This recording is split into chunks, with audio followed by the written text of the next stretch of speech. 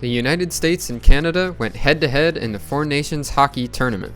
The game was immediately intense with 3 fights in the first 9 seconds. Once play was able to get going, Canada took the first lead on a slick backhanded goal from Edmonton Oilers forward Connor McDavid. The United States tied it up, then took a second period lead on a wrister from Red Wings forward Dylan Larkin. The Americans held the lead for the rest of the way, beating their rivals to the north 3-1. Slovenian superstar Luka Doncic played his first 2 games as a Los Angeles Laker this week. Doncic headed west after a shocking trade brought the point guard to the Lakers from the Dallas Mavericks. The Lakers played a home and away against the Utah Jazz, winning in Los Angeles on Monday before hitting the road for Wednesday's matchup. Luka pulled off some highlight reel plays, including a pair of behind-the-back assists. He finished the game with 16 points, 4 rebounds, and 4 assists. Rui Hachimura was the Lakers' leading scorer with 19 points. However, the Lakers struggled as a team in this game, losing 131-119 as Jazz forward Lauri Markkanen went off for 32 points. Staying in the basketball world, UCLA and USC faced off in women's hoops on Thursday.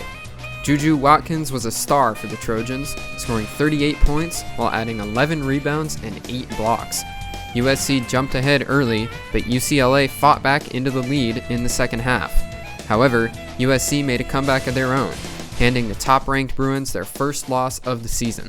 The Trojans outscored the Bruins 24-8 in the fourth quarter, improving to 23-2 on the season. We can all hope as sports fans that these two teams will meet again in the Big Ten tournament. The exciting action for all 3 of those sports will continue this week, but Luka and the Lakers will have a short break while All-Star festivities take place.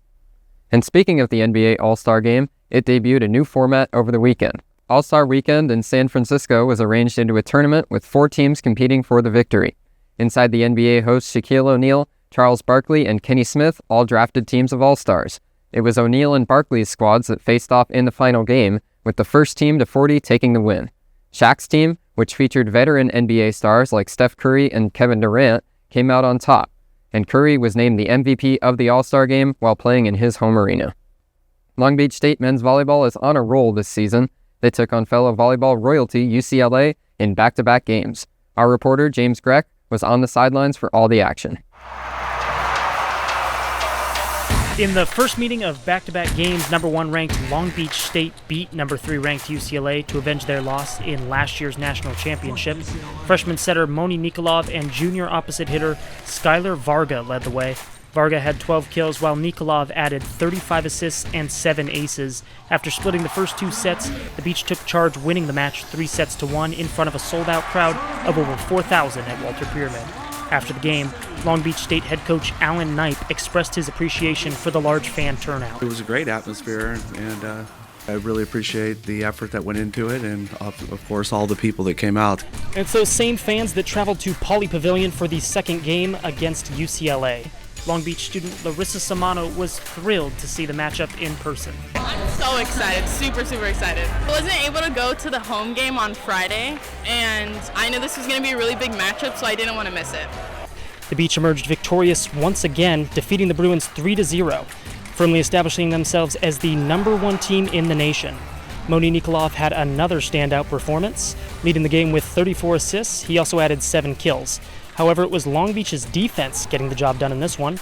Nikolov also led the game in blocks with 3, and despite the losses, UCLA student John Pham believes the team will rebound and meet Long Beach State again at some point down the road. I mean, as for tournament run, I feel like, just continue to have faith in our team. We're back-to-back champions for a reason, but I think we might have a chance to, at least get into the tournament and then hopefully get playing for the championship. After defeating UCLA in 2 straight games, Long Beach State sits at 10-0. With 18 games left to play, the shared sentiment is the Beach seems primed to make a deep tournament run and potentially claim their 4th national championship in school history. It's been over 5 years since Long Beach last won it in 2019. Reporting from outside Pauley Pavilion in Los Angeles, James Grech, Beach TV News. James now joins us in the studio. Welcome. Thanks, Bruce. Alan Knipe's squad bulldozed UCLA in those 2 matches. Number 2 UC Irvine still remains on the schedule, but do you see anything getting in the way of this dominant Beach team? UC Irvine will certainly pose a challenge to Long Beach. They're a top 2 team in the nation for a reason, and it'll be a must-watch matchup. But The general feeling I got from those UCLA games is that nothing is getting in the way of this Long Beach squad and the national championship. And it wasn't just Long Beach fans saying that. UCLA fans were highly complimentary of this year's Long Beach team. Some even predicted that if UCLA and Long Beach State were to play for the title again this season, they would go with Long Beach to take the win. That's some serious praise from a rival school. Thanks, James. Well, that does it for us at BTVN Sports. Now back to you guys at the news desk.